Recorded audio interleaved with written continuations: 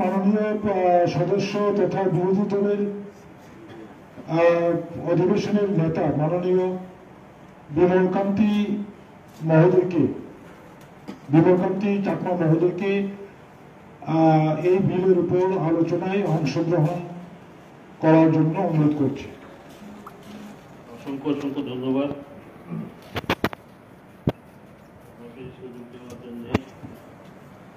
বিশেষ করে যে বিলগুলো এসেছে, আগে এসেছিল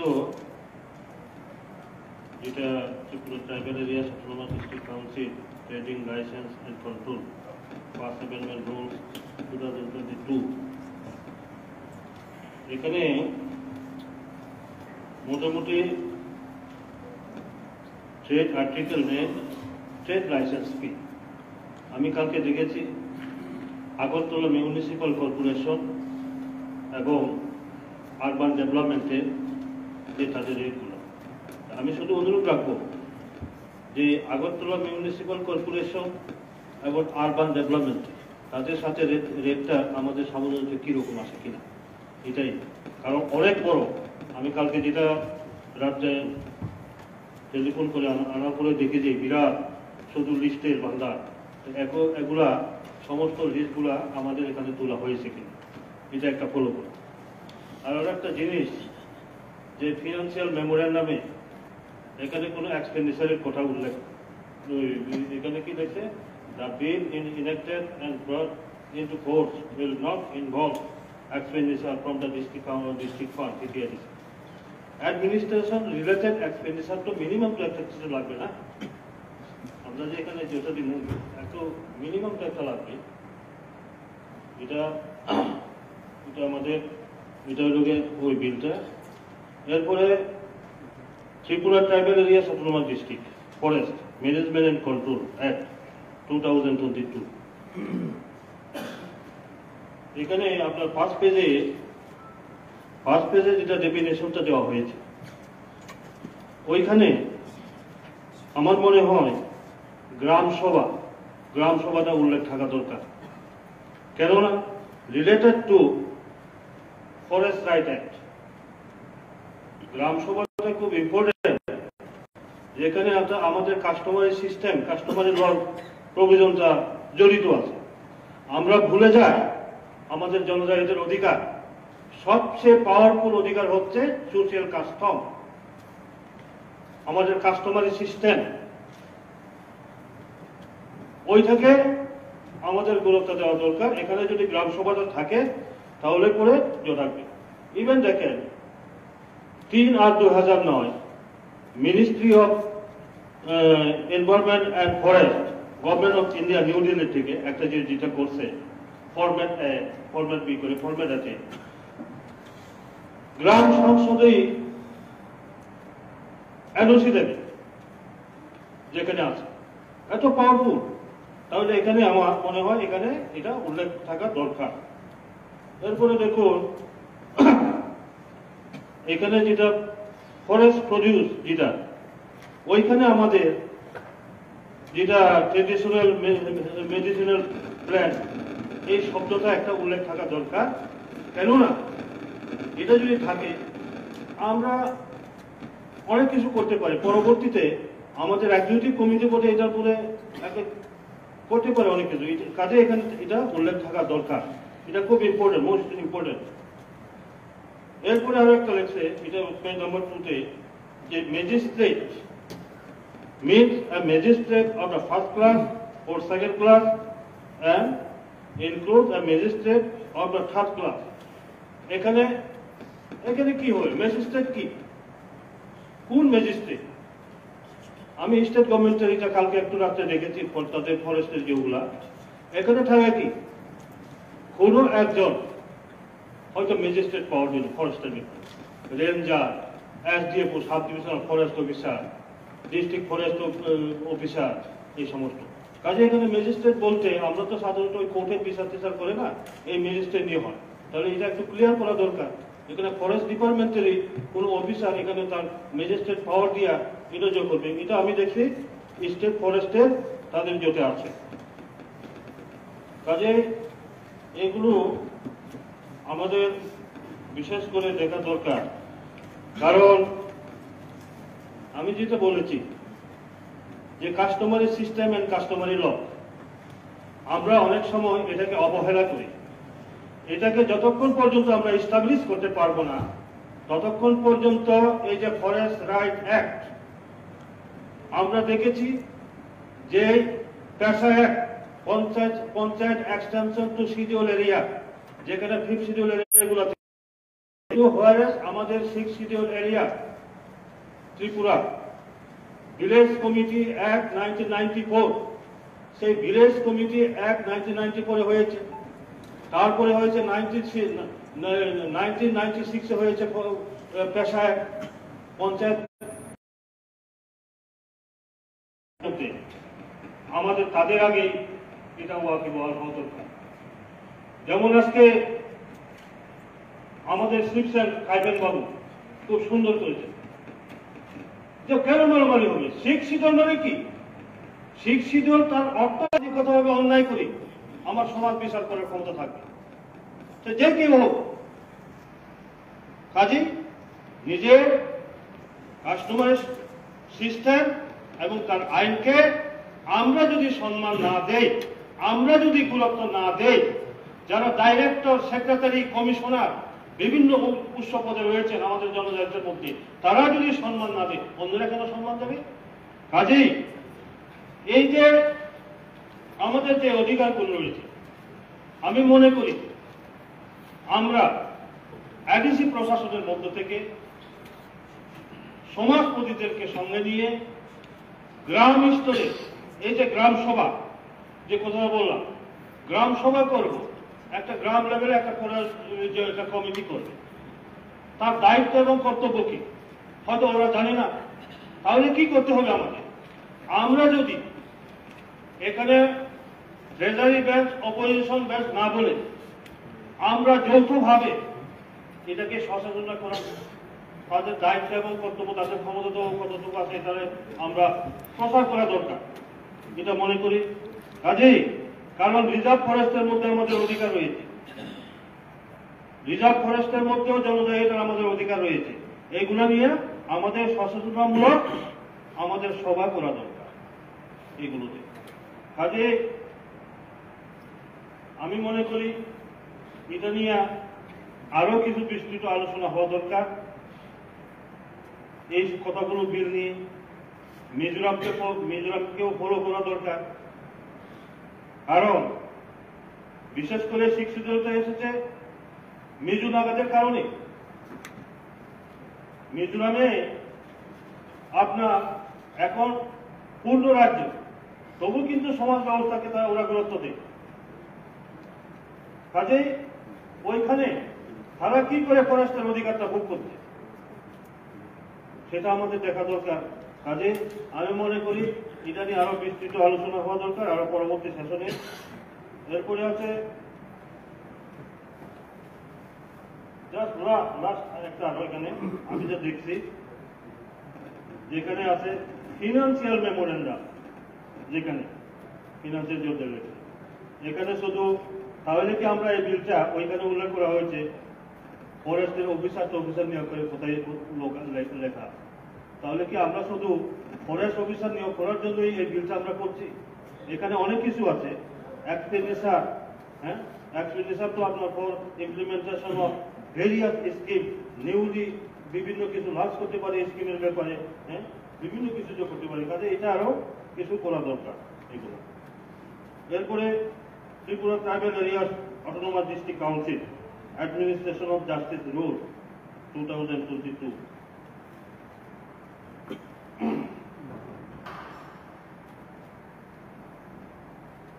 এখানে আপনার বিচার ব্যবস্থা হবে 3 স্তরে, ভিলেজ কাউন্সিল কোর্ট বা সাবঅর্ডিনেট কোর্ট এবং council court, district council court.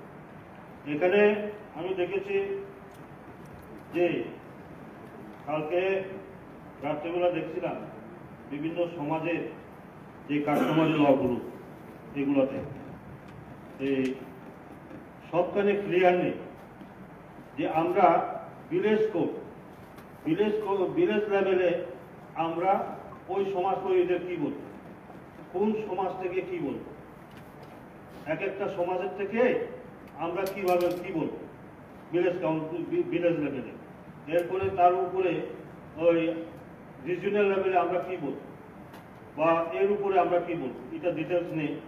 তাছাড়া আমি এখানে দেখেছি যেটা জমাতিয়াদের অ্যাপ্রুভ করা, এখানে সুন্দরভাবে দিয়েছে তারা।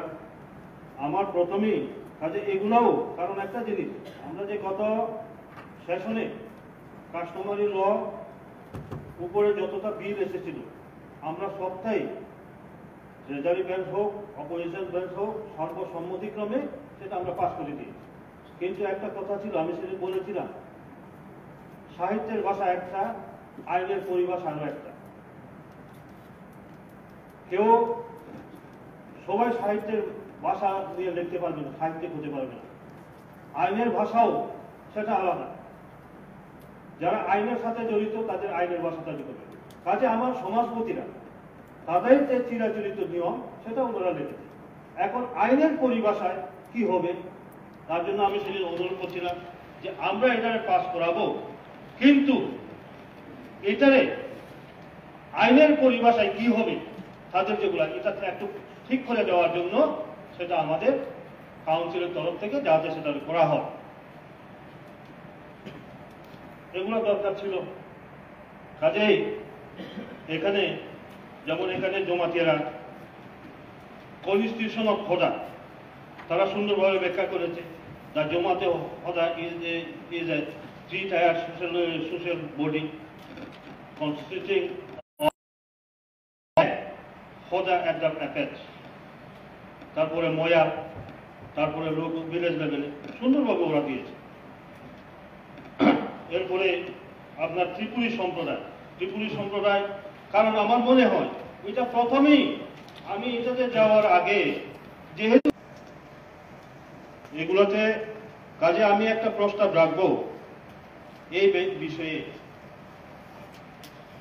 মাননীয় চেয়ারম্যান স্যার আপনার মাধ্যমে এই হাউস আমরা যদি কাউন্সিলের তরফ থেকে সমস্ত সমাজপতিদের আপনারা ডাকুন, প্রশাসনের তরফ থেকে সিএম সাহেব আছেন, তাদের দেখে এগুলা কিছু ক্লিয়ার করা, যে গ্রাম স্তরে, অঞ্চল স্তরে এবং রাজ্য স্তরে কি করা হয় এগুলি। তাছাড়া আরো কথাগুলো দেখছি যে আমাদের স্টেট এবং অ্যাডেসিভ প্রশাসনিকগতভাবে আমাদের আরো সংযোগ থাকা দরকার, বিশেষ করে এই আইনের ব্যাপার নিয়ে। অলরেডি এটা অনুমোদিত চাকমা ডিস্ট্রিক্ট কাউন্সিলে, ওরা কি লিখেছে, এই আইন বিশেষভাবে চাকমা স্বায়ত্তশাসিত জেলা পরিষদের সমগ্র এলাকাতে প্রযোজ্য হবে এবং এই এলাকার যে কোনো জন, যে জাতি বা ধর্মের হোক না কেন, আর সে যে কোনো স্থানীয় আদিবাসী হোক না কেন, এই এলাকার মধ্যে সংঘটিত যে কোনো মামলা, মকদ্দমা বা দুর্ঘটনায় জড়িত হলে তার উপরেও এই আইন প্রযোজ্য হবে এবং মিজোরামের অন্য সব চাকমা এলাকাতেও এই আইন প্রযোজ্য হবে। মিজোরামের অন্য সব এলাকাতে কাউন্সিলের বাইরেও ঠিক তদ্রুপভাবে এটা অনুমোদিত জমাতিয়া কাস্টমারি ল আমাদের ত্রিপুরারই ওইখানে আছে। এই আইন সমস্ত ত্রিপুরা উপজাতি এলাকার স্বশাসিত জেলা পরিষদে স্থায়ী বসবাসকারী জমাতিয়া সম্প্রদায় এবং তার বাইরে, অ্যাডিসির বাইরে বসবাসকারী জমাতিয়া সম্প্রদায়ের ক্ষেত্রে প্রযোজ্য হবে।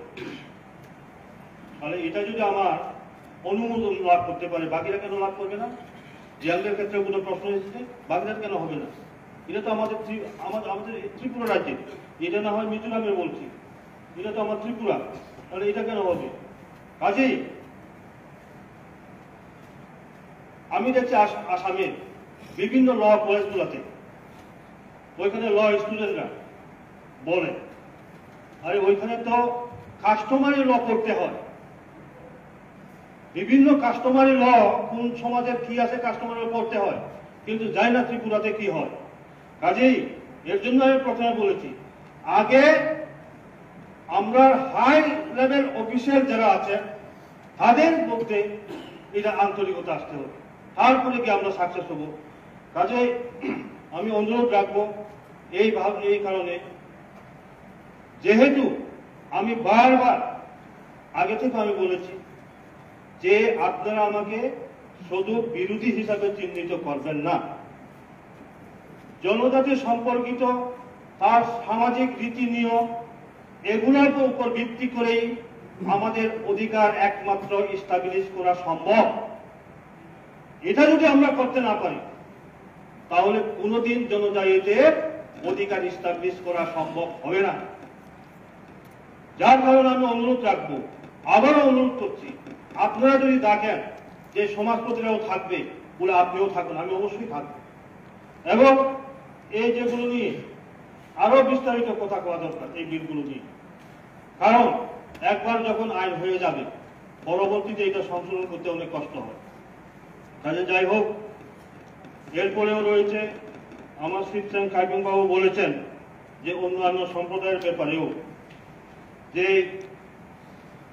আমাদের এক্সিকিউটিভ মেম্বার শ্রদ্ধেয় কমল বাবু বলেছেন, উনিও বলেছেন অনেকে এখানে ক্লেম করেন না বা দাবি করেন না, কিন্তু ওরা নিজেরাই জানে না কি করতে হবে। সবচেয়ে দুঃখের ব্যাপার, যাদের কোনো প্রতিনিধি নেই আমাদের এই কাউন্সিলের মধ্যে। কাজে আমি মনে করি যে এই সমস্ত ছোট ছোট সম্প্রদায় তাদের কোনো প্রতিনিধি নেই, তাদের কথা কে বলবে।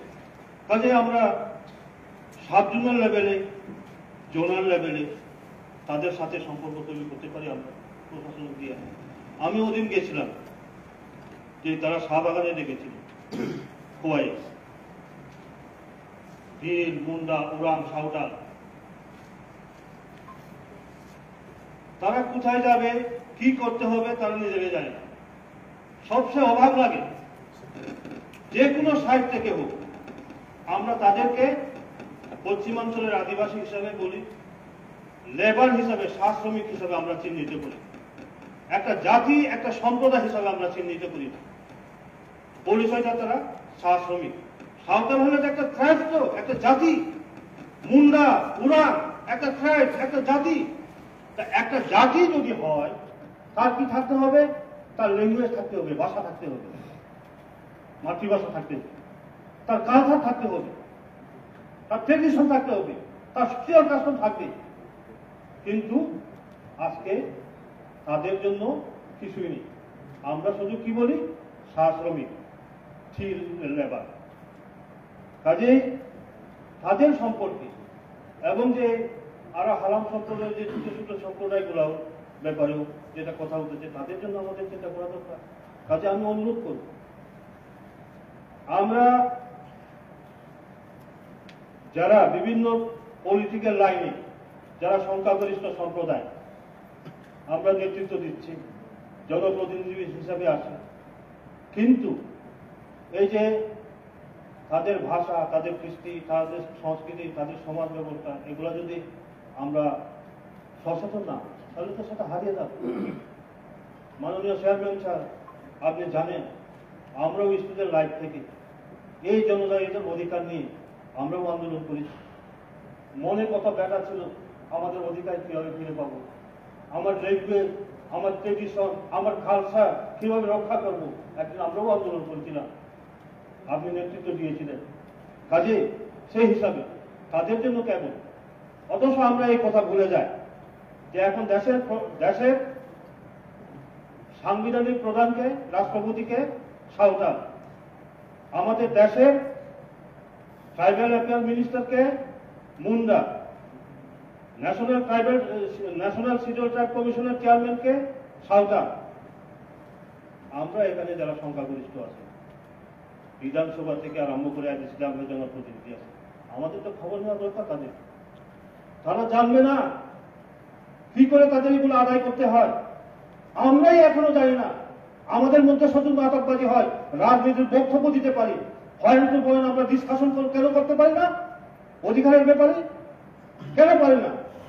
আমাদের আরো আরো আরো অধিকভাবে পড়াশোনা করতে হবে, এর জন্য আপনার কাছে অনুরোধ রাখবো মাননীয় চেয়ারম্যান স্যার, এখানে শুধু ইংরেজিতে বিভিন্ন বিলগুলো আছে, এটা যাহাতে ইংরেজির সাথে সাথে খবরক এবং বাংলাও যাতে হয়, খবরক এবং বাংলাতেও যাতে হয়, যাহাতে আরো সহজভাবে বোঝার সুবিধা হয়। একটাই জিনিস, অধিকারটা এমনি আসবে না, অনেক পরিশ্রম করতে হবে, পড়াশোনা করা দরকার। পড়াশোনা যদি আমি না করি তাহলে আমার অধিকারটা কিভাবে আমি এস্টাবলিশ করব? আর ওরা তো কিছুই জানে না। তাদের জন্য আমাদের কিছু করা দরকার। যেমন গতকালকে ওই রামনাম স্যার বলছিল, আরে কাকু আমরা তো কেউ না, কে কইব, আমরা তো জমা দিছে, ওরে দিয়ে কমল কইলে হ সামনে বারে উঠবে, যেটা রয়েছে প্রসেসে আছে। তাদেরকে আমাদেরও ফিল আছে, রাজ্যের মধ্যে সমগ্র জনজাতির আমরা সংখ্যালঘু, যার কারণে আমাদের ক্ষমতা খর্ব করা হয়েছে, এটা আমরা ফিল করি না, যে দল করি না কেন, তাহলে তাদেরও তো একটা হবে, আমাদের জন্য কেউ বলার নেই, মনে আসবে না। কাজে যাই হোক, আমি দীর্ঘায়িত করবো না, আরো অনেকে আছেন, আমি শুধু অনুরোধ করব এগুলো তাদের পাশে দাঁড়ান। সমস্ত সমাজপতিদেরকে দেখে আমরা এই তোমার এটা হয়েছে না, এই হয়েছে না, এইগুলো না, তারাই কিন্তু টিকে রেখেছে স্যার, চেয়ারম্যান স্যার। সমাজ ব্যবস্থা, ল্যাঙ্গুয়েজ যারা বুঝে না, বলছি আমরা গ্রাম স্তরে যারা সমাজপতি রয়েছেন, তারাই কিন্তু আমার ল্যাঙ্গুয়েজ, আমার কালচার সমস্ত কিছু ওরাই ধরে রেখেছে, আমরা নয়। বলুক তো কোন একজন শিক্ষিত আমাদের মতো জনপ্রতিনিধি পিউর কেউ খবর বলতে পারে? বলুক একজন চাকমা বলতে পারবে? বলুক একজন রিয়া বলতে পারবে না। কাজে যাই হোক, মাননীয় সদস্য এবং সদস্যবৃন্দদের আমি অবগতি জন্য জানাচ্ছি, মাননীয় সদস্যরা আপনারা সুনির্দিষ্ট আলোচনা বিষয়বস্তুর উপর আপনাদের আলোচনাটা সীমাবদ্ধ রাখলে সুন্দর হবে। Thank you sir. না, আমি এই কারণে এইগুলো বলছি যে এইগুলো, এই যে বিষয়বস্তুগুলো যেগুলো, এগুলো কি হচ্ছে, বিষয়বস্তুগুলো এই কারণে হচ্ছে অ্যাডিসিড থেকে কাস্টমারি ল রাজ্যে পাঠানো হচ্ছে, রাজ্য থেকে বলা হচ্ছে অ্যাডিসিডে ফেরত দাও। তাহলে এই যে গ্যাপটা, এই গ্যাপটাতে আমরা কিভাবে ফিল আপ করবো? যার কারণে আমাদের এগুলো দরকার যে তাদের পাশে আমরা দাঁড়াতে হবে। কারণ একটা তারা অনেকে বলছে, আরে বাদ দাও, এই কাস্টমারি ল আমরা যেভাবে চলছি চলবো, যা হইবার হইব। কাজেই এখন যদি আমরা স্যার, এই কারণেই বারবার প্রশ্নটা আছে, আমরা যদি গ্রামে এই সমাজপতিদের ব্যবস্থাটা যদি ঠিকই রাখতে না পারি, তাদের যদি আমরা তাদের পেছনে যদি না দাঁড়াই, এই যে আইনের কেরাকলের পেছনে তারা কতদিন দৌড়ঝাঁপ করবে? কাজেই সুনির্দিষ্টভাবে, আমি এই কারণে এই রেফারেন্সগুলো টানছি, সুনির্দিষ্টভাবে এইগুলো নিয়ে তাদেরকে সামনে রেখে আবার কথা উঠে, স্যার আপনি বলেছেন সুনির্দিষ্ট ব্যাপারে, আবার কথা উঠে আমরা এখানে নির্বাচিত সদস্য, সংখ্যাগরিষ্ঠ যারা থাকবে তারা এই বিলটা পাস করে। কিন্তু অনেক সময় শোনা যায়, এই অমুক তো এটার ব্যাপারে বিরোধিতা করছে, আউটসাইড থেকে বিরোধিতা করবে। আমরা একমাত্র কথা শুনবো যাদেরকে আপনারা ভাতা দিচ্ছেন, সমাজপতিদের, স্বীকৃত সমাজপতি, তাদের কথা আমরা শুনবো। আর কার কথা শুনবো? এই অধিবেশনে যারা আমরা প্রতিনিধি আছি, আমরা আউটসাইড থেকে অন্য কমপ্লেন করলে এগুলো পর্যন্ত গুরুত্ব পায় এই কাউন্সিলের মধ্যে, এগুলো আমাদের বন্ধ করা দরকার স্যার। যাই হোক, আমি আর বিশেষ আলোচনা করবো না, আগামী দিনে শুধু অনুরোধ রাখবো, আমরা যাহাতে সুনির্দিষ্টভাবে, শুধু আমরা নয়, তাদেরকে নিয়ে, সমাজপতিদের সঙ্গে নিয়ে যাহাতে আমরা এগুলা আইনের রূপ দেওয়ার জন্য আমরা অগ্রসর হতে পারি। এবং শেষ আবারও অনুরোধ রাখবো আপনার মাধ্যমে মাননীয় চিফ এক্সিকিউটিভ মেম্বারের কাছে, যাহাতে সমস্ত সমাজপতিদের দেখে একটা আলোচনা করে আরো কিভাবে সুন্দরভাবে এগুলা করা যায়, সেই অনুরোধ রেখে আমার আলোচনা এখানে শেষ করছি। নমস্কার, ধন্যবাদ।